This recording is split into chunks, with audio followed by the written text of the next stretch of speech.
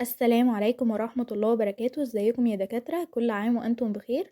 ان شاء الله النهاردة هنبدأ محاضرة جديدة من محاضرات كتاب دكتورز جايد من قسم الانترنال ميديسين emergency. محاضرتنا النهاردة تحت عنوان الهايبرتنسيف emergencies اللي هي طوارئ ارتفاع ضغط الدم. قبل ما نبدأ المحاضرة بيقولك most patients found to be hypertensive in the emergency department don't require any immediate intervention or treatment but do require careful follow-up.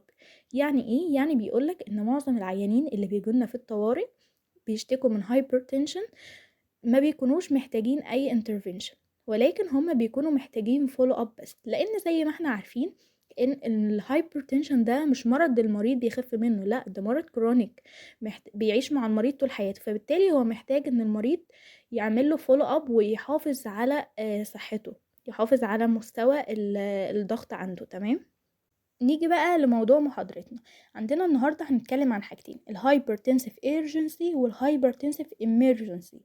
هنعرف الفرق بينهم لما نتكلم عن كل واحد منهم بالتفصيل، ولكن مبدئيا كده الهايبرتنسيف ايرجنسي ما بيكونش معاها اند اورجان دامج، انما الهايبرتنسيف اميرجنسي هي اللي بيكون معاها اند اورجان دامج. يعني ايه اند اورجان دامج؟ اند اورجان دامج ديت يعني بيكون معاها مشاكل في الكارديوفاسكولار او في الرينال او في السي ان اس او حتى في الاي. تمام كده، نعرف بس المعلومه ديت لحد ما ناخد كل واحد منهم بالتفصيل. هنبدأ دلوقتي مع الهايبرتنسيف ايرجنسي. هتبدأ تاخد هيستوري من المريض، العيان هيقولك ان هو عنده هايبرتنشن. هتسأله يا حاج انت عندك ضغط او بتاخد اي ادوية ضغط؟ هيقولك ايوه انا باخد ادوية ضغط. هتسأله بقى انت جاي تشتكي من ايه؟ هيقولك ان هو مثلا ممكن يكون جايلك بهدك، عنده صداع، ديزنس، دايخ، عنده ابستاكسس، في نزيف بينزل من مناخيره، عنده بالبيتيشن، حاسس ان في رفرفة في قلبه كده او ضربات قلبه مش مظبوطة. بتيجي انت بقى بعد كده تستبعد اعراض الاند اورجان دامج، تساله عن اعراض الكارديوفاسكولار، بتساله هو عنده وجع في صدره، عنده بالبيتيشن، عنده ديسنيا. تمام كده، وطبعا هنستبعد بالانفستيجيشنز كمان اللي هنطلبها كمان شويه، ولكن دلوقتي خلينا في الهيستوري.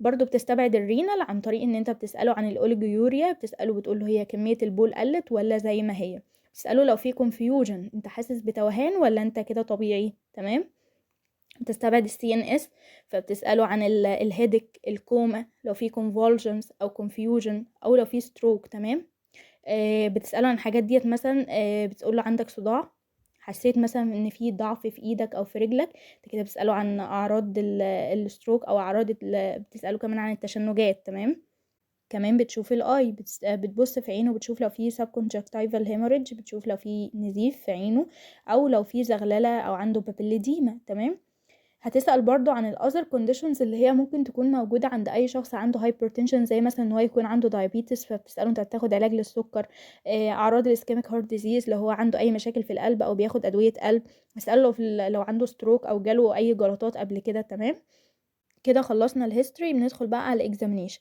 الاكزامينيشن عندنا بينقسم لقسمين، الجنرال اكزامينيشن واللوكال اكزامينيشن. في الجنرال اكزامينيشن انت بتعد الريسبيراتوري ريت، المفروض ان النورمال عندك من 12 ل 18 او من 12 ل 20. بتعد البالس بتاعه، المفروض ان هو برضو من 60 ل 90 او من 60 ل 100. والشخص اللي هو عنده هايبرتنشن ده ممكن تلاقي عنده تاكيكارديا شويه، فممكن يعدي ال 100 معاك.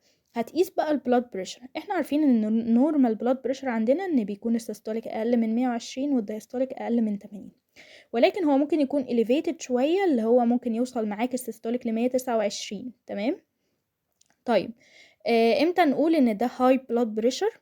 الهاي بلاد بريشر او اللي هو الهايبرتنشن بيتقسم عندنا ستيجز. ستيج 1 بيكون فيها السيستوليك من 130 ل 139. تمام، والدايستوليك بيكون فيها من 80 ل 89. طيب دي كانت ستيج 1. ستيج 2 بيكون السيستوليك فيها 140 او اكتر لحد ما توصل ل 179، والدايستوليك بيكون 90 او اكتر لحد ما توصل ل 119. تمام، المرحلة بقى الأخيرة أو اللي هي اللي احنا بنقول عليها الهايبرتنسيف كرايسيس اللي هي ستيج 3، ودي اللي لازم فيها يتعمل له intervention، اللي هي السيستوليك فيها بيكون أكتر من 180 والدايستوليك أكتر من 120. إن الراجل ده جالك بضغط أكتر من 180 على 120، ده خلاص محتاج إن أنت تتعامل معاه بقى وتديله الأدوية. تمام، بعد كده بتقيس التمبريتشر، احنا عارفين طبعا النورمال بتبقى 37. ندخل بقى على اللوكال اكزامينيشن، بتسمع الهارت والشيست، ممكن تلاقي اكسنويتد هارت ساوند. كمان بتعمل neurological examination وده بيبقى assessed عن طريق الجلاسكو كوما سكيل او الجلاسكو كوما سكور. الانفستيجيشنز بقى اللي بتطلبها، احنا قلنا ان انت بتطلب انفستيجيشنز عشان تستبعد الاند اورجان دامج، فبتطلب اي سي جي عشان تستبعد الكارديوفاسكولار، الشيست اكس راي، وكمان السيروم كيراتينين عشان خاطر الرينال. تمام. بالنسبه بقى للتريتمنت، انت في الامرجنسي روم لو الشخص ده جايلك اسيمتوماتيك ما عندوش اعراض وما عملت له اكزامينيشن كان الاكزامينيشن بتاعه نورمال، جاست بس هتعمل له فولو اب اللي هو كل فتره هتقيس له الضغط بتاعه وتفضل متابع معاه. تمام. لو لقيت بقى معاه هايبرتنشن ومعاه سيمتومز، يعني في اي اعراض، في مثلا صداع، في اي حاجه، ده على طول هتبدا تعالجه بقى، تديله ايس انهبيتورز او بيتا بلوكر. طيب هتديله ازاي؟ هتبدا الاول بالايس انهبيتورز، هتديله كابوتين او كابتوبريل اللي هو بتركيز 25 مللي جرام تابلت، هتديله نص قرص او قرص 25 مللي جرام كابوتين تحت اللسان. تمام. بعدها بنص ساعه هتقيس الضغط. لو انت حققت التارجت بتاعك، التارجت اللي هو المفروض ان الضغط ينزل ل 160 على 100. تمام. احنا كنا معانا 180 على 120، فاحنا نزلنا 20 اهو. طيب لو ما نزلش هتكرر الايس انهبيتور تاني بحد اقصى ان انت ممكن تديله 3 اقراص، يعني ما تزودش الجرعه عن 75 مللي جرام. طيب لو ما نزلش هتعمل ايه؟ هتديله نايتروديرم 5 مللي جرام اللي هي الباتش، هتلزقها له. لو ما نزلش بقى هتستدعي نايب القلب. تمام. بيقولك بقى نوت مهمة هنا ان اللازكس امبولز ما بتستخدمش في حالات الهايبرتنسيف امرجنسيز الا في حالات معينة فقط، لو الحالة دي معاها pulmonary edema. بيقولك بقى ان اهم حاجة في الحالة دي انك تستبعد ان مفيش end organ damage، والضغط ينزل بشكل gradual في خلال 24 ساعة، وتنبه على العيان ان هو يتشيك الضغط بتاعه كل شوية. تمام. كده خلصنا الهايبرتنسيف ايرجنسي، وهنخش دلوقتي على الهايبرتنسيف امرجنسي، وقلنا ان الحاله ديت هي اللي بيكون فيها end organ damage. تمام. العيان بيجيلك تاخد منه هيستوري، بتساله لو في هايبرتنشن، بيقولك ايوه ان في هايبرتنشن. بيبقى جاي يشتكي لك ان عنده هيدك وفوميتنج، عنده صداع وبيرجع، عنده ديزنس، حاسس بدوخه، عنده ابستاكسس، عنده بالبيتيشن. تمام. بتشوف بقى اعراض الاند اورجان دامج. ايه هي الاعراض الاند اورجان دامج؟ زي ما قلنا ان في الكارديوفاسكولار بيحس بشيست بين وبالبيتيشن وديسنيا. لو هي في حاله الرينال ممكن تلاقي عنده الجيوريا او كونفيوجن. في حاله السي ان اس ممكن تلاقي عنده هيدك او كوما او كونفولجن او كونفيوجن او ستروك. الاي ممكن تلاقي سب كونجكتيفال هيموريدج، او ممكن تلاقي عنده بابيليديما. تمام.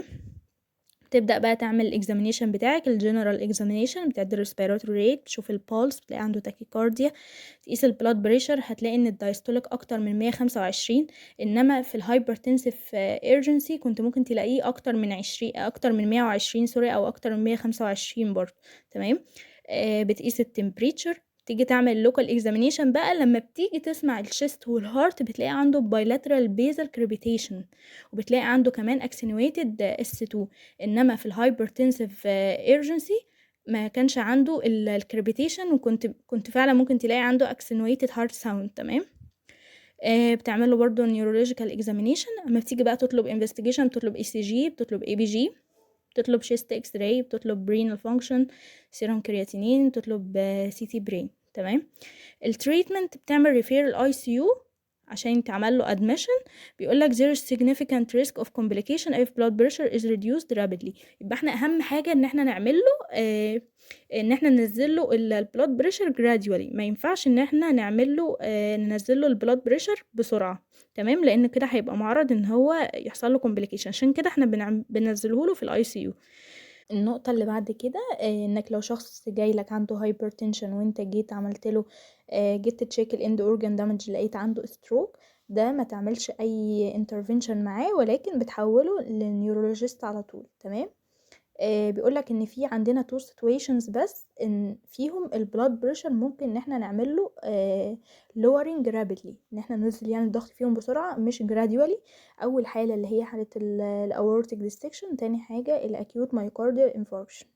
ايوه، يعني انا دلوقتي جاي لبيشن في الاستقبال، هتعامل معاه ازاي؟ اول حاجه هتركب كانولا، تاني حاجه هتحط على اكسجين باي ماسك، تالت حاجه لو لقيت عنده بالمونري ايديما هتديله داينايترا اللي هو نايتريت، لازكس زي ما قلنا لو لقيت عنده بالمونري إديما بتديله لازكس، وبستدين عشان البين وأكسجين.